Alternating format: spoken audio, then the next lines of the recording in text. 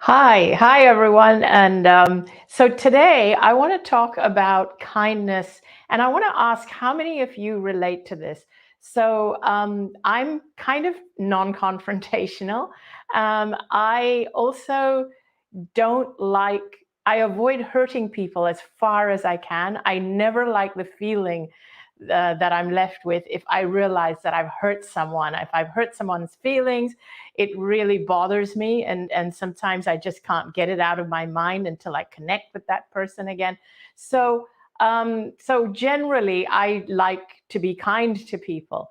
But very often, this gets mistaken as a weakness. And sometimes I find that because I'm non confrontational, because my preference is always to be kind to people, I find that I'm attracting, or I end up attracting, or I certainly used to end up attracting a lot of people who keep pushing. They keep pushing the boundaries and keep pushing the envelope, and in a way, taking advantage and seeing me as someone who's weak or someone who they can exploit.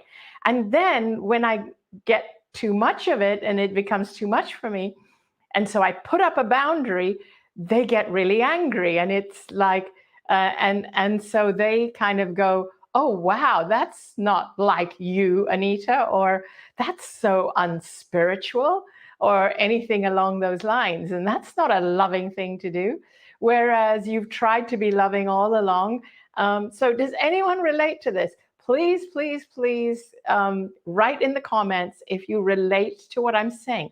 If you relate to people mistaking your kindness for weakness. So when I say that that it's not a weakness, or where I don't feel I'm a weak person, because I know what I want. I know what feels good, what doesn't feel good. I know what it means to be exploited. I know what it is that I need to put in place. And so I know all that. And I'm not weak and I'm not a pushover. But at the same time, I like to do things gently. I'm not usually, it doesn't feel good to me to be overly aggressive or ruthless. It doesn't feel good to me to be extremely demanding or loud or any of those things. And yet, I believe that there is a way to not have to be those things, and yet not be treated as weak. In other words, to not have to be ruthless, unkind, and all these things, and yet be strong. So I have actually been working on this on myself for the last maybe a year or so, because I do know that one of the big reasons I got burned out 2 years ago, it took me about a year to heal from that. One of the big reasons was because as my work grows and grows, and demand was growing, and people were wanting me for different things, and me being non-confrontational, and I was dealing with all kinds of people, I did deal with a lot of people, or I did deal with a feeling of being exploited a lot of the time. So for me, it was a journey to learn how to be strong, to stay strong, and yet at the same time to stay kind, because I don't feel good about myself when I'm not being kind to people. I feel, and I don't feel good about myself if I'm being ruthless. So I really had to learn that standing up for myself and just taking care of myself is not being unkind to someone else. Now, I thought I had learned all of this when the first time around, when I got cancer 17 years ago, when I died, and I'd learned it all. What I didn't realize is that sometimes things can creep up on you in a different disguise, which it did, because I was leading a whole different life, a bigger life. And I'm going to say to Abby here that would you check the comments? I will take questions as long as they're on subject. So far, you have so many comments about people completely relating to you. People saying, as an empath, I find it really hard to set these boundaries. But someone said something, I've forgotten what their username was, but it was being clear can also be being kind. And I think that's pretty potent, that sometimes the best kindness can be is being clear with someone and setting a boundary with someone.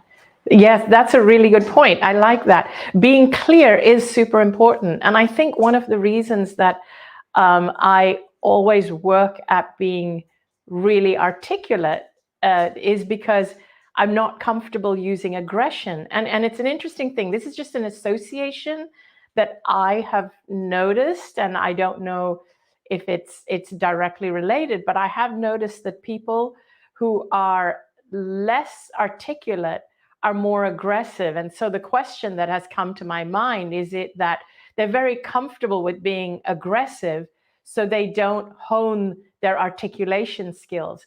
I think that one of the reasons that I hone my articulation skills is because I feel much more comfortable using kindness and expressing myself through kindness and clarity and so on than through aggression.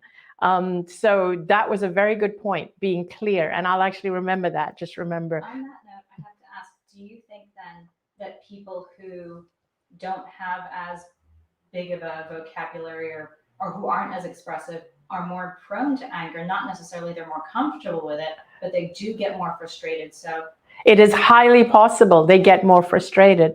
And I don't blame them, because one of the things that I'm fast learning, and this is my area, my current area of exploration. Sorry, I keep fiddling with my blouse. It's a brand new blouse. And I was asking Abby, is it showing too much cleavage? But anyway. That's a whole different live stream. But that's a whole different live stream and a whole different topic right there. And I may have opened a can of worms. No, perfect. So I was actually, so basically, this has been an area where I have started to learn that if you want to actually be successful in what you do, if you actually want to be, let's say you want to be a conscious business person and you want to be successful at business, but you want to do it with kindness and not ruthlessness. I've realized that this world is not geared for us to do that. And that has been my challenge of the last few years. But I think that I'm really getting there. This past 6 months to a year or so, I have really been getting close to that. And so because my focus has been in developing the business side, so I marry the two. When I say I'm developing the business side, I get all my guidance and advice from the other side, from the other, beyond the veil. I get my guidance and my advice from my people on the other side, from my higher self, my soul. And I've realized that one of my missions here is to actually be successful at what I do, but to be consciously successful and to be an example for other people, that you don't have to be a light worker, spiritual teacher who is always broke, living from month to month, or not even, or practically homeless. Because that is the message that we strongly send in this world, that if you're a light worker, if you're a healer, if you're a spiritual teacher, and all these things, for you to be believed, you have to be pretty much living in poverty. Because I do have people saying to me that I don't trust her because she lives really well, or she's doing well, or she's thriving, or whatever. But you see, the point is that my mission is to teach you how to thrive while being a bringer of light into this world. And you need to thrive. And in this world, the way it's set up, you need to have money. So this is why I want to speak on this today and tell you some of the tools and tips that I've learned, and also some of the things that have tripped me up.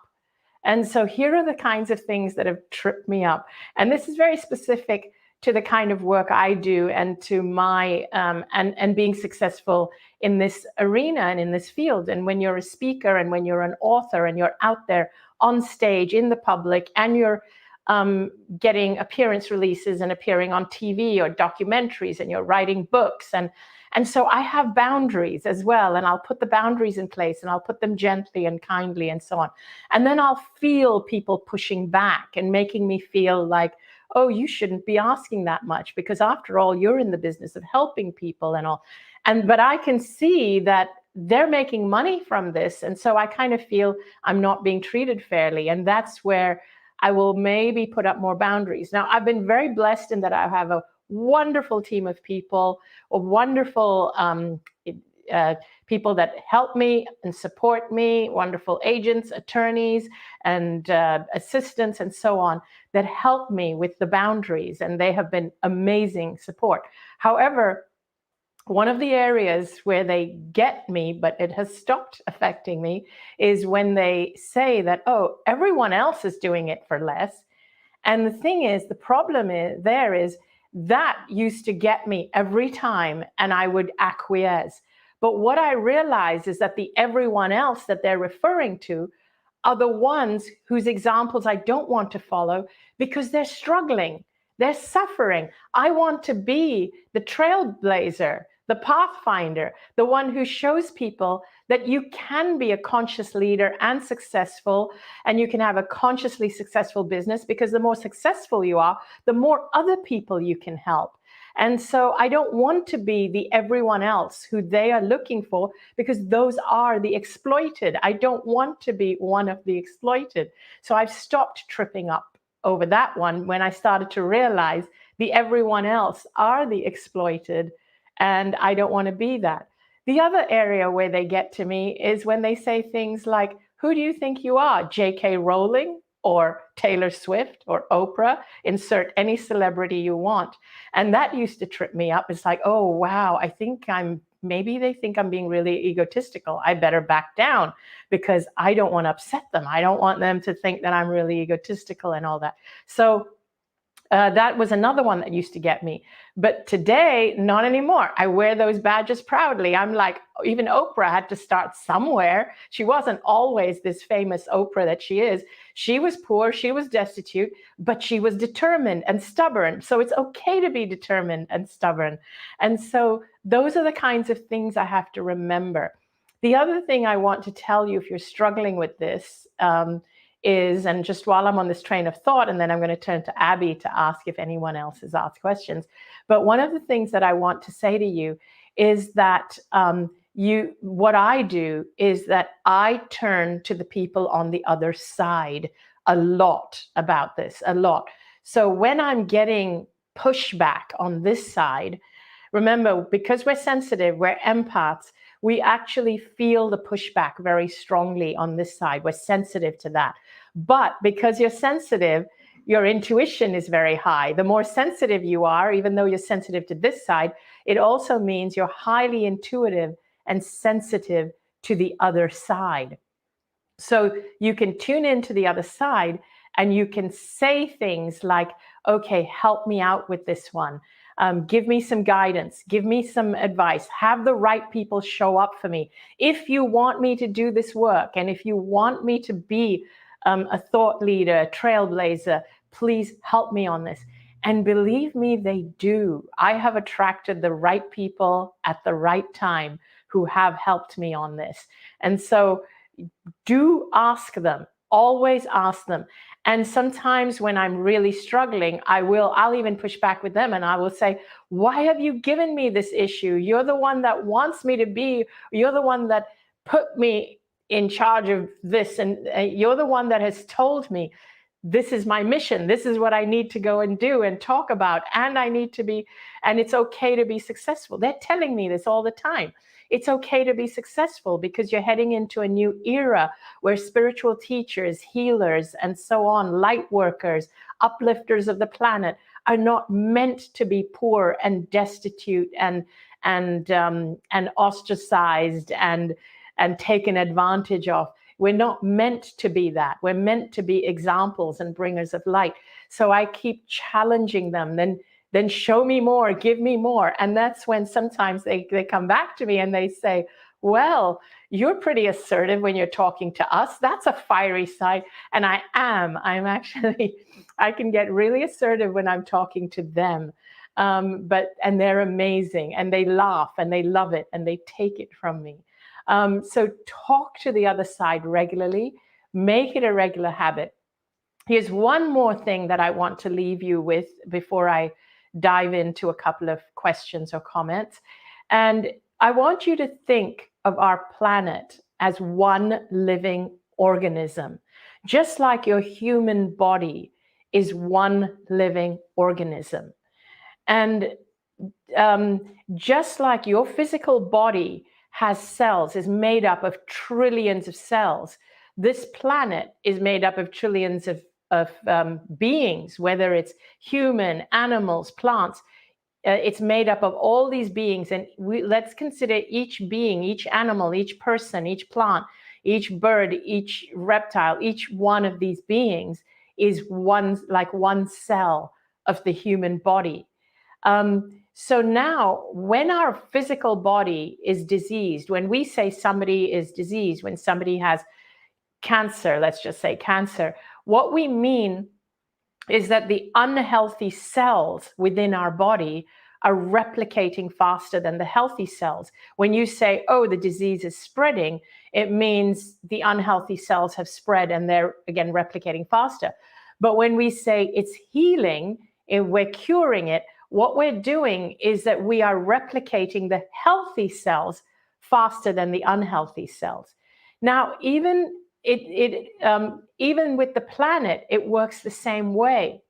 In this planet right now, what's happening is that so many of our values are based in fear. And we seem to be a very fear-based culture, where we are spreading fear through our mainstream media. Our medical model is fear-based, it's illness-based.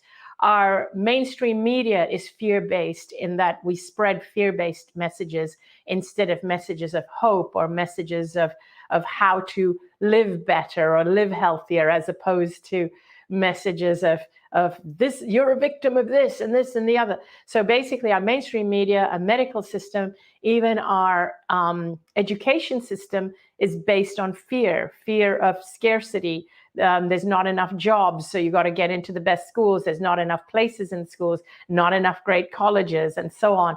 And so everybody becomes highly competitive and highly stressed and highly fearful. So we've developed this fear-based culture that's spreading. And in fact, this fear-based culture is what causes disease and war and animosity and separation and divisiveness and all of that. But we can change that. And people are saying, why can't we change that? Why are people so divisive and unkind? It's because we need to spread a love-based culture, a peace-based culture, a kindness-based culture. Again, it's like with the physical body. You want the healthy cells to replicate faster than the diseased cells. In this planet, we want the kindness and the and we want the peace and the love. We want the kindness and the love to spread faster and more than the fear. And so this is why it has become more important for us to be stronger. So it's not a weakness to be kind. In fact, it takes more strength right now in this day and age, the way the planet is, it takes more strength to be kind than it does to be fear-based. So just remember that it takes more strength to be kind than it does to be divisive and fear-based. So if somebody mistakes your kindness for weakness, they are absolutely wrong, because you have to be so much stronger in our world today to remain kind. So thank you. And I'm just going to turn to Abby. Do we have any questions or anything? So just if you can repeat for the people on Facebook and YouTube.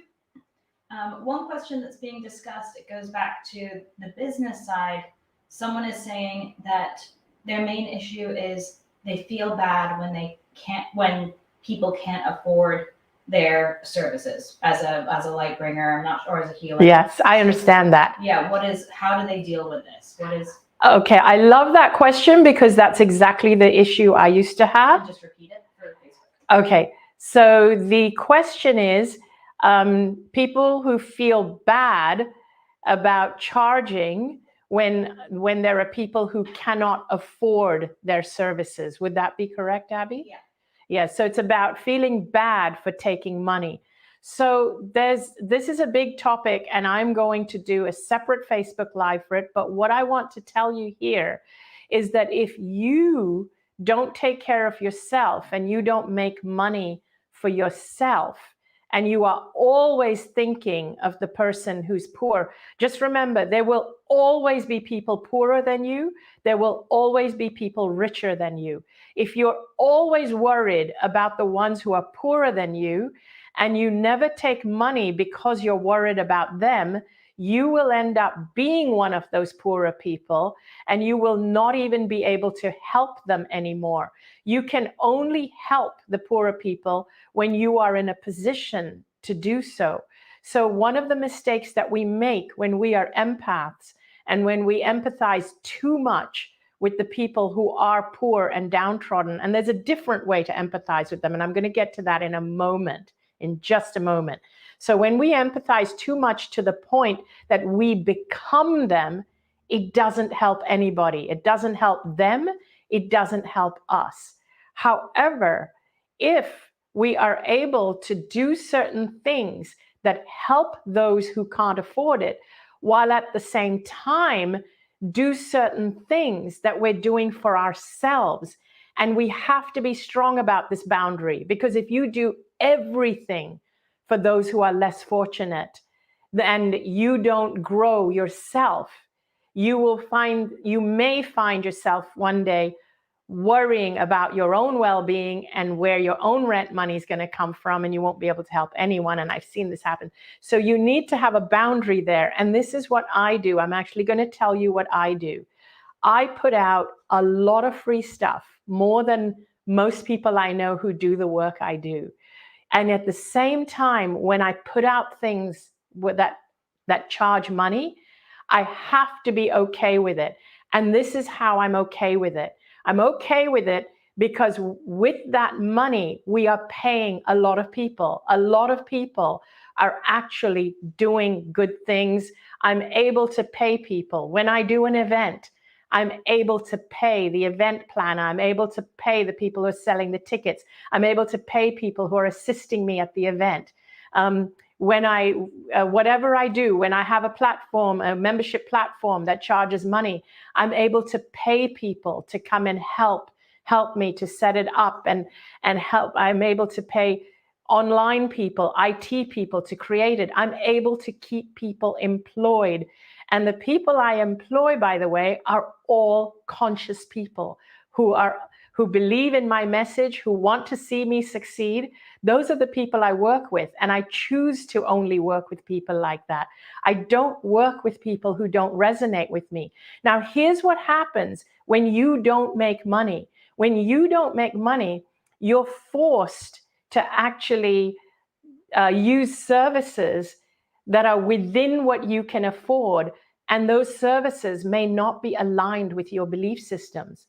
The more money I make, the more I can choose to only employ services that are conscious and aligned with my belief systems, for whom certain amounts of their income goes towards helping others less fortunate.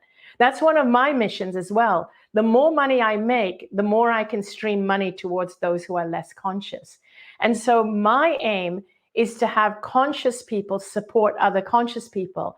And the one thing that I would ask is to please try and refrain from saying to people whose messages you believe in and who you want to see thrive in this world, please try and refrain from saying to such people, how can you charge for doing that? Look, they're supposed to live, and people like us, we get criticized when we charged. We also get criticized when we're flat broke and living off of welfare and can't afford a home. People get criticized no matter what. So choose your path, choose your battles, and most of all, spread kindness, love, and peace. And so I'm going to thank you all, and I look forward to seeing you at one of my events, which is what I love to do. I love my events because I get to share my energy with all of you. And my next one is the cruise. Hopefully I'll see some of you there. Thank you so much for tuning in. Love you all. Take care. And if you loved this video, please click like, subscribe, follow, depending on what platform you are. See you soon. Bye.